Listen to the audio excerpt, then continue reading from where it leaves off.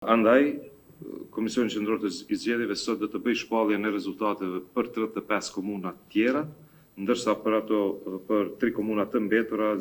shpallja e rezultateve do të bëhet në ditët në vijim. Njoftoj se Komisioni Qendror i Zgjedhjeve ka komunikuar me PZAP-n dhe nga PZAP kemi marrë konfirmim se nuk ka ankesa aktive lidhur me zgjedhjet për kryetar të komunave për shumicën e komunave, përveç komunës së Prishtinës, Jonikët dhe Mamushës, të cilat ankesa janë në trajtim e sipër. Andaj, Komisioni Qendror i Zgjedhjeve sot do të bëj shpalljen e rezultateve për 35 komuna tjera, ndërsa për 3 komuna të mbetura shpallja e rezultateve do të bëhet në ditët në vijim, pasi që të konsumohen të gjitha mundësitë për parashtrimin e ankesave edhe në Gjykatën Supreme.